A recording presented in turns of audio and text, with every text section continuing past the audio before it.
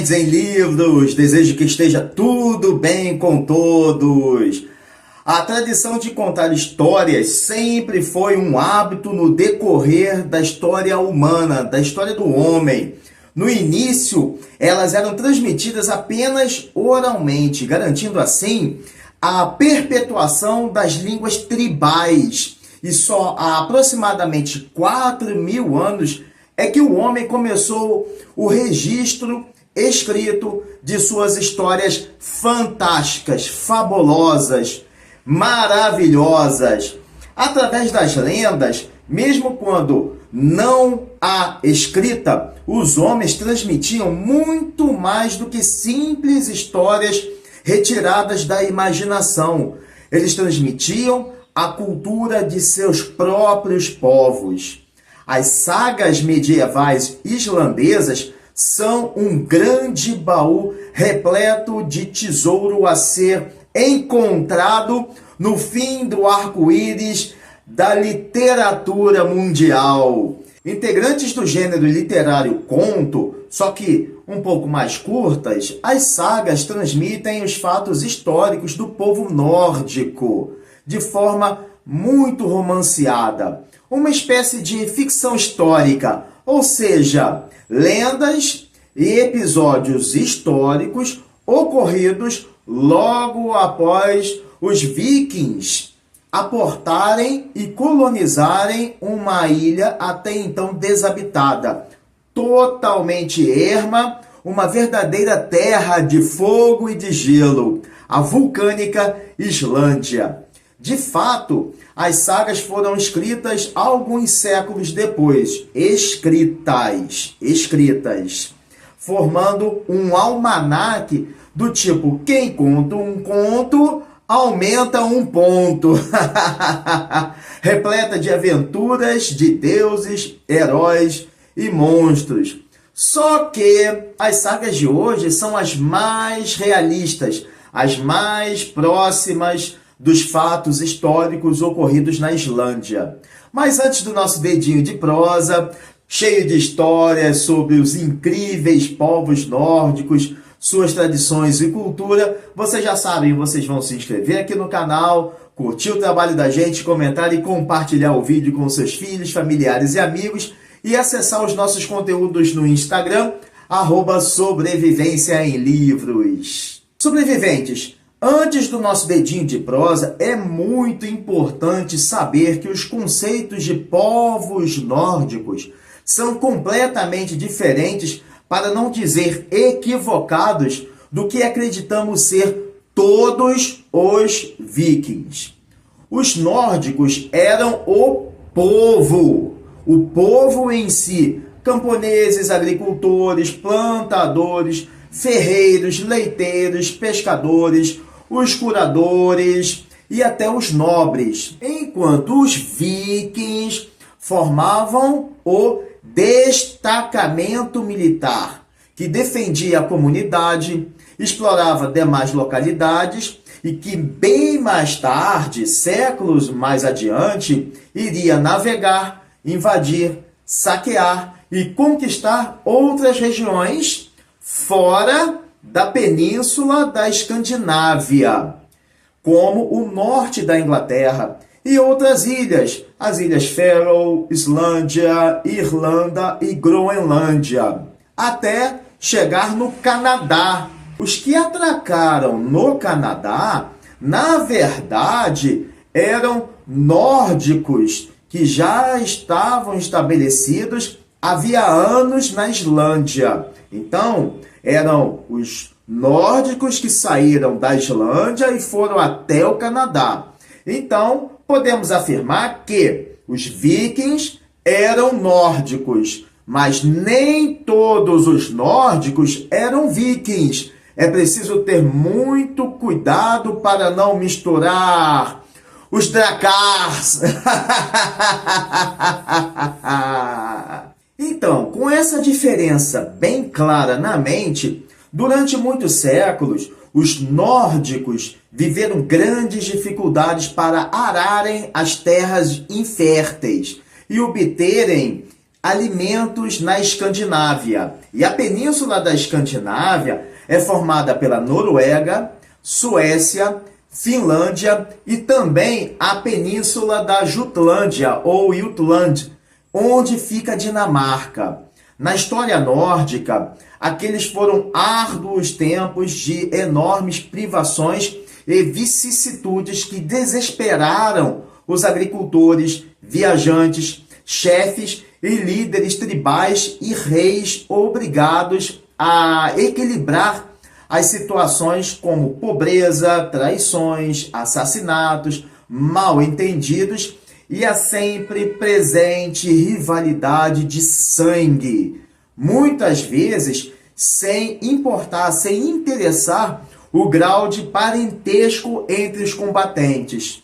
Mas, porém, todavia, no entanto, também há muito humor e bom espírito nas divertidas sagas que nos tecem um mundo incrivelmente fascinante e rico culturalmente a nos maravilhar com as narrativas de pessoas cantadas por seus feitos notáveis através dos séculos pelos bardos. Esse era o sonho dos heróis. E essa é a nossa contemplação. As sagas, até então passadas oralmente, através dos tempos, somente por volta do século XIII, monges islandeses copistas as passaram para os papéis. Os contos narram histórias do cotidiano dos nórdicos, como viviam, como preparavam seus alimentos, como criavam as crianças, como realizavam suas práticas culturais e religiosas antes da conversão ao cristianismo e depois com o sincretismo de elementos pagãos hermeticamente emaranhados na ética cristã. As sagas narram os feitos de heróis, mas totalmente diferentes dos heróis que habitam o coletivo popular. Esses heróis são falhos e mortais e muitas vezes até moralmente oblíquos. Alguns textos são a respeito de personalidades da Islândia, como as sagas de Hraunfjall. Uma delas narra que o filho de um homem muito pobre, após uma discussão, foi assassinado por seu vizinho rico. Uma outra conta a história de Thorsten, bastão golpeado, um honrado guerreiro idoso que tenta se adaptar numa pacífica comunidade rural. Diversos capítulos narram as aventuras de islandeses em terras estrangeiras, como a peregrinação de um agricultor a Roma.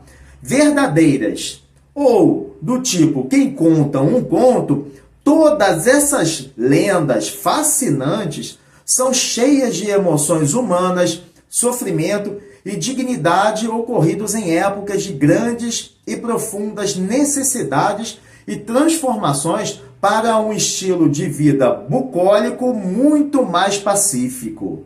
Ninguém sabe quem seria o autor das sagas de Hraunfjall, porém, acredita-se que seria um islandês que morava próximo dos locais onde ocorreram as histórias das sagas. Muitos pesquisadores apostam que o autor ou seria um chefe tribal ou um clérigo. Outra incógnita fica em relação à época quando as sagas foram escritas. Porém, pesquisas indicam que provavelmente seriam do final do século XIII. Muitos pesquisadores acreditam que os acontecimentos foram passados oralmente de geração para geração por séculos, até que monges copistas escreveram-nas em pergaminhos. Assim, as sagas de Hraunfjall são transcrição da história oral dos nórdicos, ou seja, são relatos dos eventos que realmente ocorreram durante a história daqueles povos. Então, de acordo com as tradições, as inúmeras personagens citadas nas sagas, como reis e rainhas, líderes tribais, bravos e corajosos guerreiros, são pessoas que de fato existiram. Um outro aspecto que acredita veracidade aos textos se refere a pouca ou nenhuma situação de eventos sobrenaturais fora do que seria considerado normal. Nessa atmosfera de terra, gelo e fogo,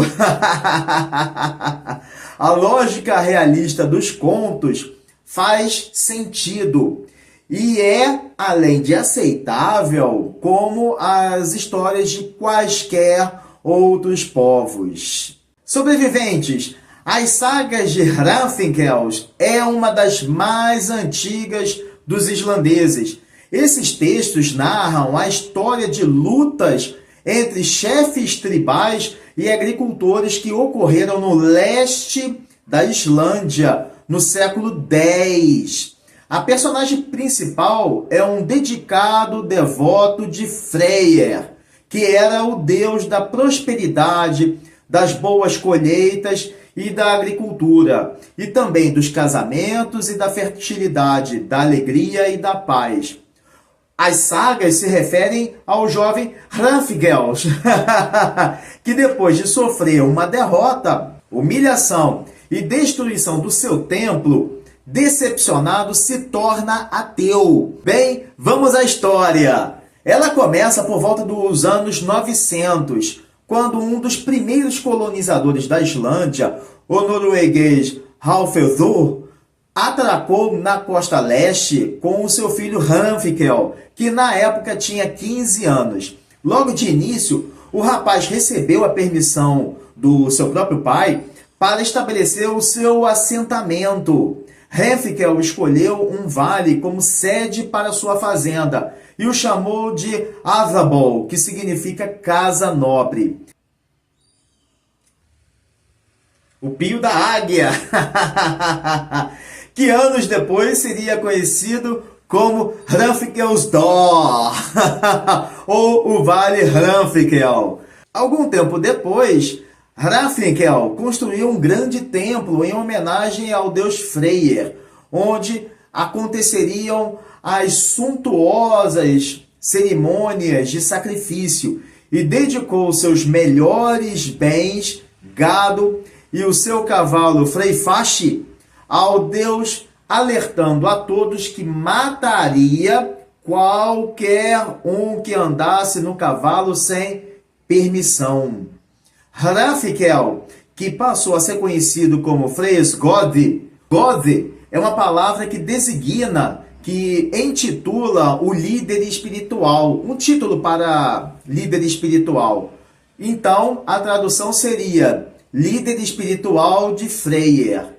E ele desejava conquistar o poder, e para isso se estabeleceu à força como chefe, ao intimidar todas as pessoas que moravam nos vales da região. Certa vez, um rapaz chamado Einar, que era pastor de Hrathfingel, precisava de um cavalo para realizar as suas tarefas. Como todos os outros cavalos estavam fugindo dele toda vez que ele se aproximava, restou então a Einar montar em Freyfashi. Só que, assim que o cavalo foi montado, disparou para a casa em Aðabol e começou a relinchar. Hrathfingel, quando viu Freyfashi sujo, encharcado de suor, saiu com seu machado em punho e cumpriu o seu juramento. Matou Einar para servir de exemplo. Inconsolado pela morte de seu filho, o pai de Einar, Thorbjorn, procurou por Hrathfingel para cobrar-lhe o veregild. Veregild era uma espécie de indenização que um culpado ou um réu deveria pagar como restituição à família da vítima ferida ou morta, ou ao dono de uma propriedade em caso de roubo ou mesmo incêndio. Hrathfingel disse ao pai do rapaz morto que ele não pagava Veregild para ninguém, mas como ele mesmo gostava muito de Einar e não queria matar o rapaz, ele sentia o crime como um dos piores que já tinha feito. O chefe tribal, então, fez a Thorbjorn uma oferta aparentemente justa. O próprio Hrafnkel cuidaria do homem e de sua família para sempre. Porém, Thorbjorn queria bem mais do que aquela proposta. Naturalmente, após ouvir o não de Hrafnkel, o pai, enlutado, decidiu então encontrar outras maneiras de ser indenizado. Na época, as leis da comunidade islandesa garantiam a cada homem livre direitos iguais entre todos, mas não seria nada fácil para Thorbjorn, pois não existia um chefe executivo. Então, um homem simples teria enormes dificuldades para processar um God, já que necessitaria de ajuda e de empenho de outros Godim para complicadas adequações legais ao caso.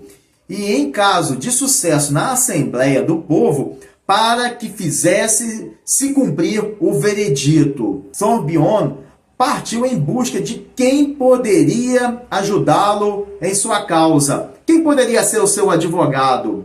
Primeiro procurou Bjarne, mas seu irmão disse que não queria se envolver em uma disputa contra o poderoso Hrafnkel. Então, depois que ouviu o não de seu próprio irmão, Thorbjorn foi pedir ajuda do seu sobrinho Samer Bjarnason, que também não queria enfrentar o chefe, lógico, e aconselhou o próprio tio a aceitar a proposta do God. Mas Thorbjorn se mostrou tão desesperado que, no fim das contas, Samer acabou por concordar em defender o tio frente à Assembleia. Assim que acabou de estudar o caso contra Hrafnkel, Samer convocou então o Althing, que era a Assembleia, o júri, a corte, para se reunir no verão seguinte.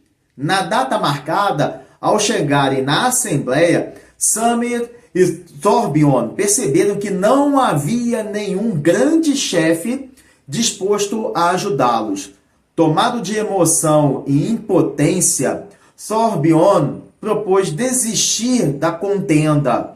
Porém, Samer insistiu para que continuassem. Por sua vez, Hrafnkel considerou tudo aquilo ridículo, todo aquele teatro.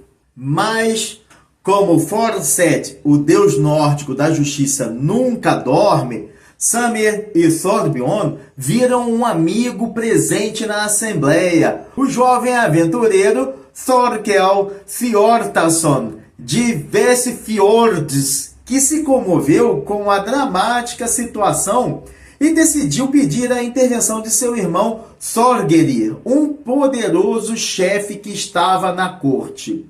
Samer defendeu o caso com louvor e os interpretadores da lei declararam Hrafnkel culpado. E a partir daquela decisão, Samer teria o direito de matá-lo e ficar com todas as suas propriedades, bens e gado. Uma certa manhã, antes de o sol raiar, Samer, Thorkel e Thorgeir chegaram em Adabol, na casa de Hrafnkel. Entraram em silêncio e o capturaram de surpresa ainda na cama. Apavorado, Hrafnkel ouviu de Samer duas opções: ou ser executado bem ali, ou ter sua vida poupada. Mas se tornar vassalo de Samer, privado de grande parte de seus bens e de sua honra.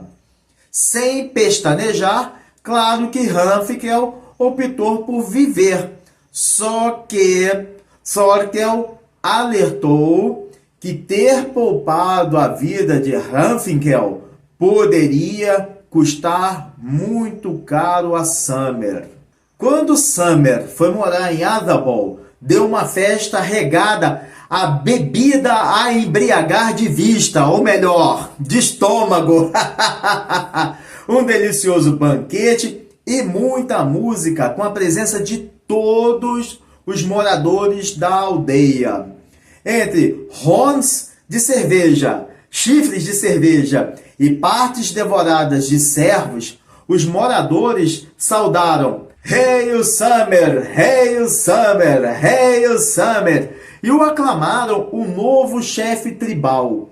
Sem pensar muito, Hrunfkel foi morar então em outro vale. Mas ao contrário do que muitos pensavam, seu espírito e ambição não estavam quebrados. E ao longo de alguns anos, ele trabalhou duro e pesado. Até que um dia, por pura vingança, Thorkel e seu irmão-chefe Thorgeir empurraram o cavalo Freyfash do alto de um penhasco e depois atearam fogo no templo que Hrunfkel havia construído. Muito triste ao saber, Hrunfkel concluiu que não valia a pena acreditar nos deuses e decidiu nunca mais realizar sacrifícios a eles. Após 6 anos vivendo sozinho e em paz, sempre sendo muito mais gentil do que era antes com todas as pessoas, Hrunfkel logo se torna muito querido e popular em seu vale. Como eu disse, o deus nórdico da justiça, Forset, nunca dorme. Um dia, Hrunfkel ouviu algumas pessoas dizendo que Eyvindir, irmão de Summer, estaria no vale a negócios. Finalmente, a hora da vingança havia chegado.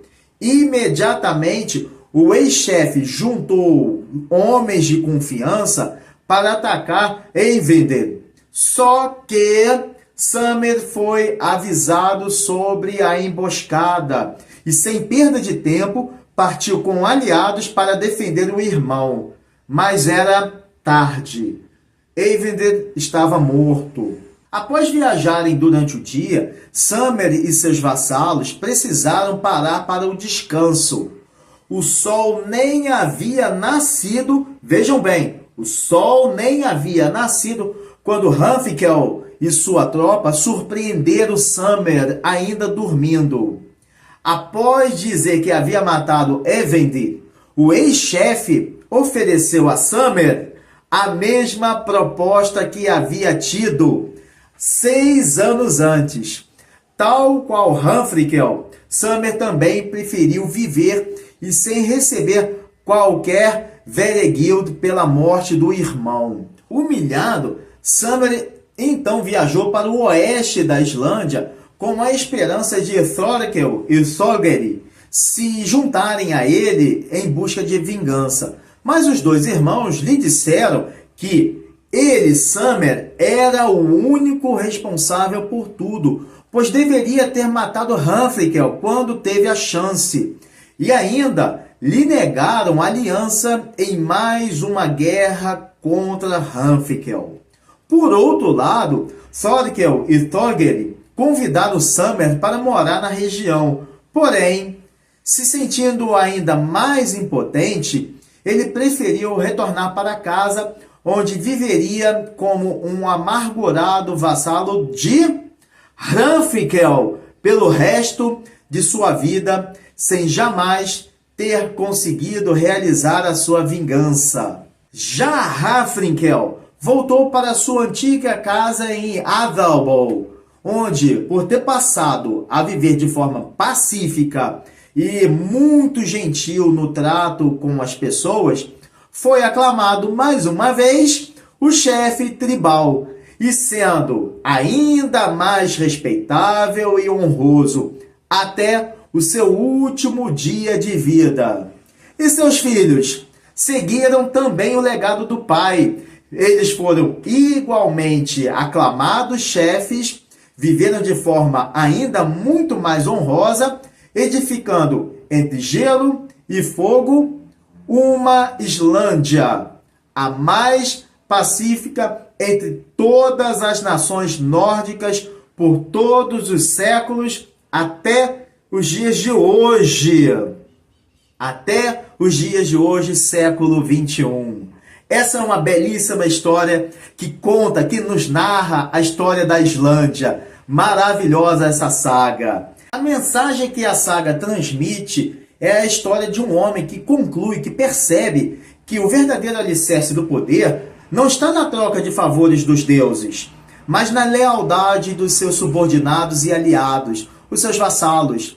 A saga continua amplamente lida até os dias de hoje, sendo tão admirada pelo encantamento das personagens reais e serve de bússola sobre as origens das sagas islandesas. Todas as contradições históricas foram e ainda são frequentemente analisadas por diversos pesquisadores, literários acadêmicos, historiadores e até arqueólogos, a fim de atestar a veracidade dos episódios. O interesse, tanto pela leitura das sagas, quanto pelos estudos sobre os textos, nasceu a partir da segunda metade do século XX, quando pesquisas despertaram a atenção para determinar quando as sagas se originaram, como elas, enquanto textos orais, resistiram a tantos séculos até serem transcritas para papéis,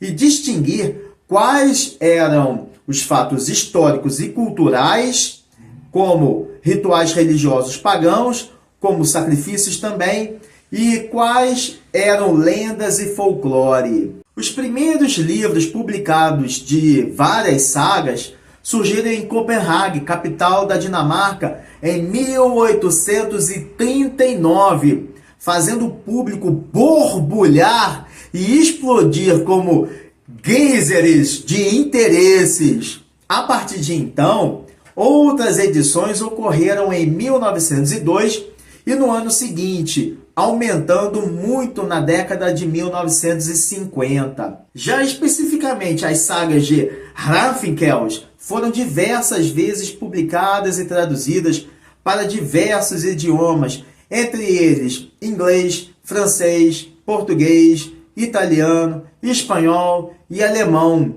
e até edições no original islandês antigo, ou versões transcritas em islandês moderno, ou mesmo em nórdico antigo. Muitas livrarias e bancas de jornais tinham exemplares diversificados e de vários formatos diferentes, como edições limitadas, coloridas, capas duras, edições de bolso ou quadrinhos. Enfim, várias modalidades para atender aos interesses dos leitores. No que tange à sua composição, as sagas de Hraðfinkels constituem uma obra-prima entre as sagas do tipo familiar, diferente daquelas de caráter heróico ou mitológico ou de conquistadores, que constituem um dos textos mais importantes do gênero da literatura mundial e referência de alto quilate para estudos e pesquisas acadêmicas sobre a compreensão e o entendimento, ou por simples prazer e deleite dos leitores comuns aficionados pela cultura dos povos nórdicos. Sobreviventes, ainda que suas origens não sejam certas, quem as escreveu? Alguém sabe?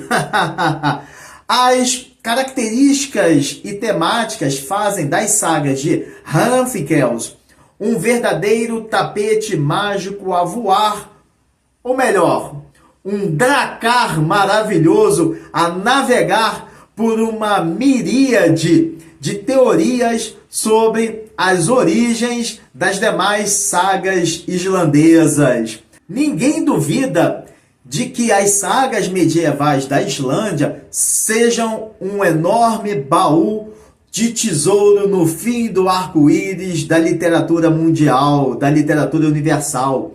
O gênero literário saga nos apresenta textos passados da oralidade para a escrita, textos repletos de histórias reais, acontecidas logo após a colonização de uma ilha vulcânica de gelo e fogo pelos vikings, ou melhor, pelos nórdicos, a Islândia.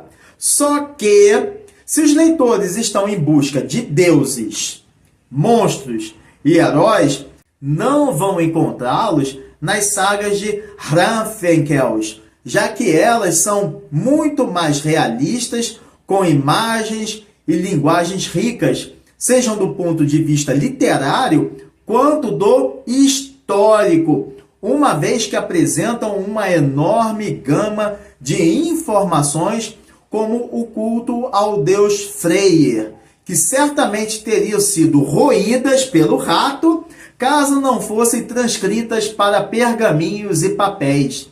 Depois desse onírico e aventureiro dedinho de prosa sobre uma das sagas mais lidas e fascinantes até os dias de hoje, as sagas de Hrafnkels, que nos transportam para terras que emanam arco-íris e hidromel, personagens reais cheias de vivacidade, heróis de históricas batalhas incríveis, ocorridas há cerca de 1000 anos. 1025, formam uma enciclopédia usada como material didático nas escolas primárias e secundárias da Islândia e até como suporte para estudantes de nórdico antigo em universidades. São textos entoados e cantados, regados dos verdadeiros princípios de comunidade. Verdadeiros princípios de comunidade, onde um pensa em todos e não, infelizmente, na sociedade em que vivemos, em que um pensa neste próprio um. A coletividade vem em segundo plano. Na cultura nórdica, não. A coletividade vem em primeiro patamar sempre. E é o que acontece no Canadá, é o que acontece no norte da Europa, nos países nórdicos. São textos entoados, cantados, com esses princípios de comunidade, família, pertencimento, fraternidade, amizade e hospedagem, com good vibes, felicidade, músicas, cantos, comidas e bebidas e alegria direto das festas lotadas de nórdicos e nórdicas nas tavernas para tecidos costurados com linhas feitas das mais puras lãs, das mais felpudas ovelhas, para sorvermos da história dos países escandinavos, sobre as culturas e os ritos religiosos, as mitologias e as tradições dos povos nórdicos e dos vikings. Não se esqueçam! Leitura indispensável a todas as idades. Escrevam aqui nos seus comentários se vocês já leram sagas vikings. Bem, isso é tudo, pessoal. Desejo saúde, paz, harmonia, leveza na vida e uma semana de presença divina a todos. Um forte abraço e skol!